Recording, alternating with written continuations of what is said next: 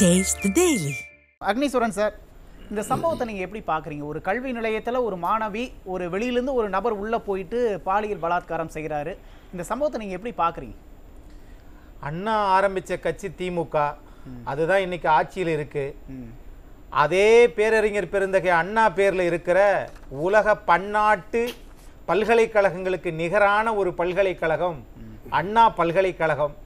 அறிவாளிகளையும் உலக பொறியியல் வல்லுநர்களையும் உருவாக்கிய இடத்தில் இன்னைக்கு அண்ணா கட்சி ஆரம்பிக்கிற திமுகவில் இன்னைக்கு திமுக காரர் ஒருவரே உள்ளே புகுந்து இவ்வளவு அட்டூழியம் செய்திருக்கிறார் என்றால் அவர் பேரு பாருங்க, ஞானசேகரன். ஞானம் நடந்தது வேற. இது ஒன்று. இங்க அரசியலுக்கு வர்றவங்கள நம்ம என்ன நினைச்சிருக்கோம்? சேவை செய்யணும், மக்களுடைய உரிமைக்காக போராடணும். அதெல்லாம் இப்ப இல்ல, திமுகவில் அதெல்லாம் கிடையாது. எங்கேயாவது போய் எப்படியாவது இருந்து யாரையாவது பிடித்து யாருடனாவது நின்று புகைப்படம் எடுத்துக்கொண்டு அதை வைத்துக் கொண்டு மக்களை, மாணவர்களை, மாணவிகளை ஏமாற்றி ஏய்த்து பிழைப்பதுதான் இன்றைக்கு திமுகவில் இந்த சைதை அந்த ஞானசேகரன். எனக்கு ரொம்ப வேதனையா இருக்குது. இப்ப தூத்துக்குடியில அது திருநெல்வேலியில ஒரு கொலை நடந்துச்சு. அது இதே சட்டத்துறை அமைச்சர் திரு ரகுபதி என்ன சொன்னாரு? எங்க நீதிமன்றத்துக்கு வெளியே தான் நடந்துச்சு. இதே அண்ணா பல்கலைக்கழகத்துக்கு உள்ள வளாகத்துக்குள்ள நடந்துச்சு. இப்ப என்ன சொல்லுது திமுக சட்டத்துறை அமைச்சர்? அதே அமைச்சர் அவர் திமுக காரரே இல்ல. ஜாஃபர் சாதிக்கு அப்படித்தானே சொன்னீங்க? ஏங்க அவர் திமுக பொறுப்புல இருந்து நீக்கிட்டோம். இங்க என்னன்னா, கட்சி நிர்வாகியை தாண்டி ஒரு தமிழ்நாட்டோட அடையாளங்கள்ல ஒன்னா இருக்கு அண்ணா யூனிவர்சிட்டி. அங்க வெளியிலிருந்து யார் வேணாலும் உள்ள போலாம். இதே மாதிரி இந்த ஞானசேகரன் கடந்த சில மாதங்களா உள்ள போயிட்டு வந்ததாக கூட செய்திகள் வந்துட்டு இருக்கு. அந்த அளவுக்கு தான் கல்வி நிலையங்கள்லாம் இருக்கா? இல்ல, கல்வி நிலையங்கள் அப்படிங்கிறது இந்த கன்னியாகுமரியிலிருந்து ஒரு மாணவி ஒரு அண்ணா பல்கலைக்கழகத்தில் நீங்க வாட்டுக்கு அரியர் வச்சுட்டு 20 மார்க் எடுத்தவங்களுக்கெல்லாம் கிடைக்காது. அது ஒரு லட்சிய வேங்கையாக இருந்த ஒரு மாணவன் மாணவிக்கு தான் அங்க கிடைக்கும். கண்டிப்பா. ஆகையினால அவங்க இங்க அதிக மதிப்பெண்கள் பெற்று அண்ணா பல்கலைக்கழகத்துல படிக்கிறாங்கன்னா அவங்களுடைய லட்சியம் என்ன? ஒரு பிரியாணி கடை நடத்திட்டு இருக்கிறவனுக்கு அண்ணா பல்கலைக்கழகத்துல என்னங்க வேலை? யார் அந்த துணிச்சலை கொடுத்தது உனக்கு? அரசின் பின்புலம் என்ன? இதற்கு நீங்க அதுக்காக நீங்க எதுவுமே நடவடிக்கை எடுக்க வேணாம். ஆனா ஒரு 13 வழக்கு நிலுவையில் இருக்கக்கூடிய ஒருவரோட நீங்க போட்டோ எடுப்பீங்க. அவர் அதே பகுதியில் பிரியாணி கடை நடத்துவாரு.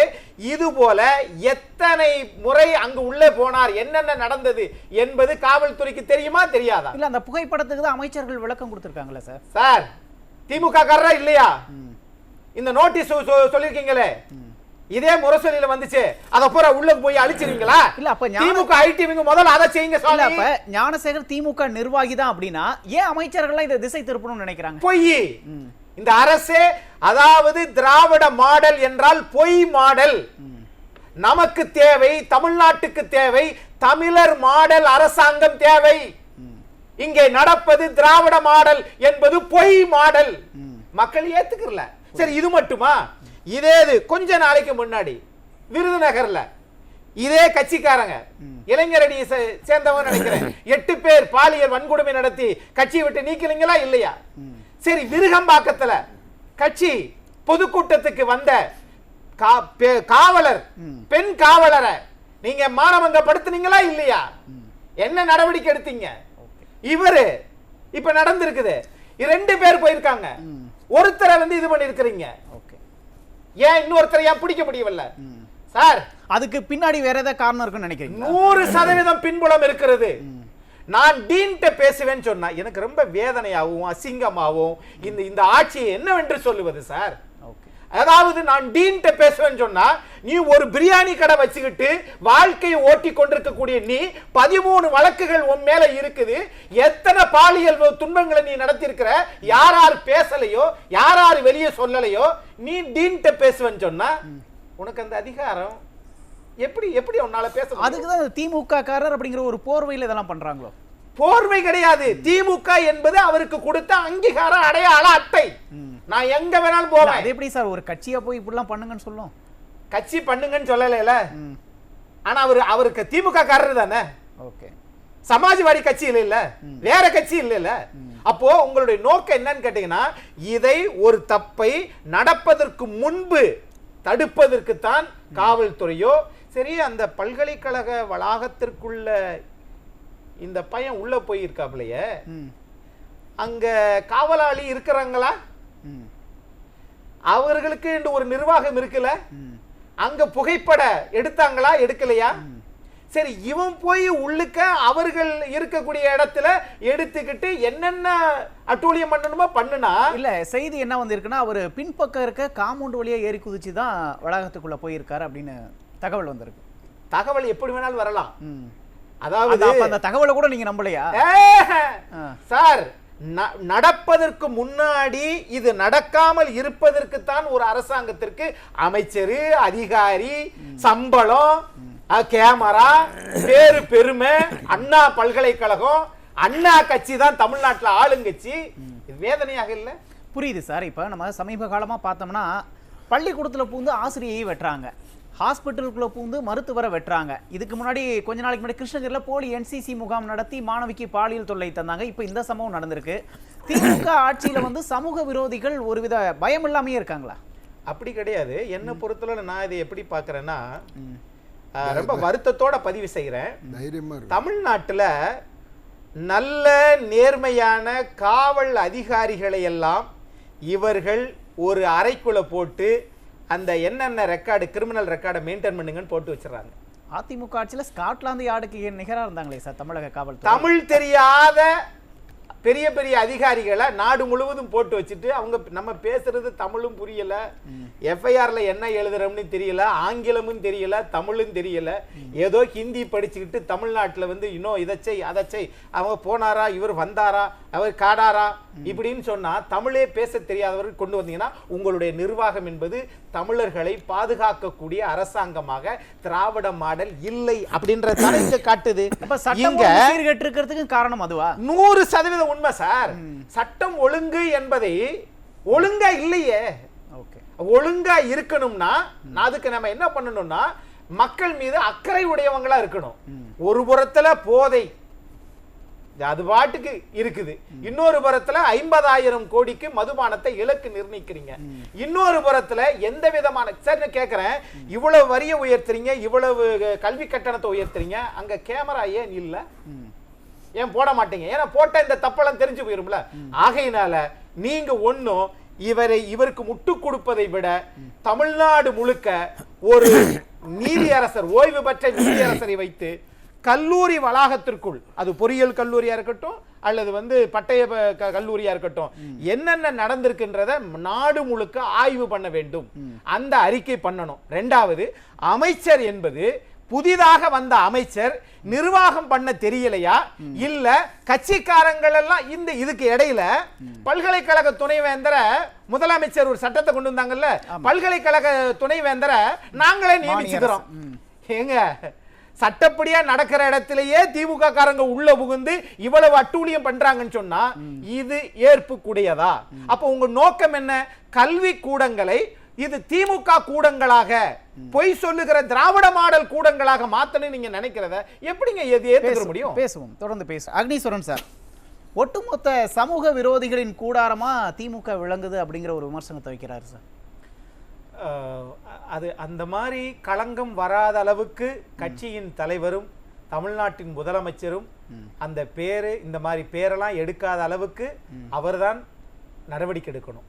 ஒன்று. ரெண்டாவது, இந்த பாதிக்கப்பட்ட பலாத்காரம் செய்யப்பட்ட அந்த மாணவியினுடைய தகவல்களை நீங்க மக்களுக்கு சொல்ல வேண்டாம். ஆனால் அதே நேரத்தில் அவர் எங்கே இருக்கிறார், சிறப்பாக இருக்கிறாரா, சிகிச்சை அளிக்கப்படுகிறதா, அந்த தாய் தந்தையர்கள் என்ன மனநிலையோடு இருக்கிறாங்க, இல்ல. இப்ப இங்கதான் ஒரு கேள்வி வருது. எஃப்ஐஆர் சாதாரண குற்றங்கள்ல யாராவது சிக்கிட்டாங்கன்னா அவங்களோட எஃப்ஐஆர் வெளியில பெருசா காவல்துறை வெளியிடாது.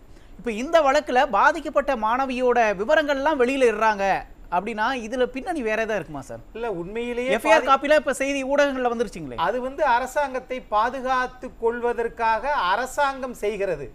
ஆனால் பாதிக்கப்பட்ட அந்த மாணவி எங்கேயாவது சொல்லியிருக்காங்களா?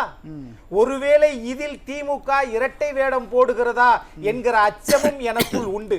ஓகே. 2 3வது திமுக இதுல இரட்டை வேடம் போடுறதுக்கு என்ன அவசியம்? அதுதான், அந்த குழந்தை எங்க இருக்குது, அந்த மாணவி எங்க இருக்குது, அவங்க பெற்றோர்கள் யாரு? பெற்றோர்களை பேச விட்டீங்களா? ஒண்ணுமே தெரியல. பத்திரிகையாளர் சந்திப்பு நடத்த வரீங்களா? இல்ல. அப்ப நோக்கம் என்ன? அப்ப தமிழ்நாட்டுல பெண் குழந்தைகள் பெற்றவர்கள் 2 பெண் குழந்தைகள் பெற்றிருக்கிறவங்க வயிற்றுல தீய போட்டு இருக்க மாட்டாங்க. ஒரு அரசாங்கம் அதற்கு முற்றுப்புள்ளி வைக்கணும். 2 3வது அமைச்சர், தமிழ்நாட்டினுடைய உயர்கல்வித்துறை அமைச்சருடைய துறையை மாற்ற வேண்டும். ஏன்னா ஒரு புதுசா ஒரு அமைச்சர் வர்றார், அவருக்கு உயர்கல்வித்துறை கொடுத்த உடனே பெரிய வானளாவிய பொறுப்பு. ஒரு ஆளுநருக்கு கீழே இருக்கக்கூடிய கல்வி கூடங்களை நடத்த வேண்டியது. ஒருவேளை அனுபவ குறைவினால இந்த மாதிரி நடந்துருச்சோ, அரசு இதை ஒப்புக்கொள்ள வேண்டும். 2 மதுபானத்துக்காக நீங்கள் ஏன் இந்த இவ்வளவு சித்திரவதைகளும் பெண்கள் இந்த மாதிரி பண்றாங்க அப்படின்னா, எல்லா குற்றங்களுக்கு காரணம் தமிழ்நாட்டில் மதுபானம் தான். இதற்கு என்ன தீர்வை ஆளுகிற கட்சியாக வர வேண்டிய கட்சிகள் மதுபானத்தை குறைப்பது எப்படி? இல்ல, இப்போ சட்டம் ஒழுங்கு பிரச்சனைக்கு மதுபானம் தான் முக்கிய காரணம் அப்படின்னா, முதலமைச்சர் கீழே உளவுத்துறை இருக்குல்ல, அவங்களும் ஒரு தகவலை முதலமைச்சர் சொல்லி இருப்பாங்கல்ல, ஏன் முதலமைச்சர் இதை கண்டும் காணாமல் இருக்காரு? கட்சிக்காரங்கன்னா சொல்ல மாட்டாங்க சார். ஒருவேளை கட்சிக்காரங்களை பத்தி முதலமைச்சர் சொன்னா நம்மள வேற எங்கேயாவது நம்ம செல்வாக்கு இல்லாத பகுதிக்கு மாத்தி விடுவார்களோ? நம்ம சென்னையில இருந்தா நல்லா வசதியா வாழலாம்னு வச்சுக்கோங்களேன். அதனால நீதி அரசரை இது வச்சு ஒரு குழு அமைக்க வேண்டும். உங்களுக்கு குழு அமைக்கிறது ரொம்ப வசதி. வேங்கை வயல் மாதிரி இந்த குழு இருக்க கூடாது. அப்படி அந்த குழுவை ஏறத்தாழ 3 மாதம் அல்லது 1 மாதத்திற்குள் அந்த குழு ஆய்வறிக்கை தாக்கல் செய்ய வேண்டும். இதை மாணவர்கள் கண்டிப்பாக கல்வி நிலையங்கள்ல மாணவிகளோட பாதுகாப்பு குழு இருக்கிறதா உயர்கல்வித்துறை அமைச்சர் சொல்றாரு. ஆனா இருந்தும் இப்படி இருக்கு. அதுதான் பொய் மாடல் சொல்றோம். நீங்க விளம்பர model, you are paid promotion. நீங்க சமூக வலைதளங்கள்ல பேப்பர்ல நல்லாட்சி நடக்குது, ஆனா இங்க நாட்டுல பொத்துக்கிட்டு ஊத்துதே. ஆகவே இந்த இவ்வளவு விஷயத்தையும் இவங்க தான் பாக்குறாங்க. எனக்கு என்ன வேதனைனா, 2 நாள் ஆகுது தமிழ்நாட்டில் எதிர்க்கட்சிகள் போராட்டம் நடத்துது. ஆனா இன்னும் வரைக்கும் ஸ்காட்லாந்து யார்டுக்கு இணையான காவல்துறை அந்த 2 பேர்ல இன்னொருத்தரை கைது பண்ணலையே. அரசே பாதுகாக்குதா அல்லது உண்மையிலேயே அந்த ஞானசேகரனுக்கு மாவு கட்டு போட்டீங்களே அது உண்மைதானா? அப்படின்னா 13 வழக்குல அவனை நிரந்தர குற்றவாளியா தண்டனை பெற்று கொடுத்திருந்தா அவன் அங்கேல இருந்திருப்பான், புழல்ல ஜெயிலில் இருக்கணும். ஆக இந்த மாவுக்கட்டு நாடகத்தை விட்டுவிட்டு உரிய தண்டனையை உரிய காலத்தில் பெற்று கொடுத்தால்தான் இது திமுக ஆட்சி என்று பொருள். செய்வார்கள். நமக்கு தேவை தமிழர் மாடல். நன்றி.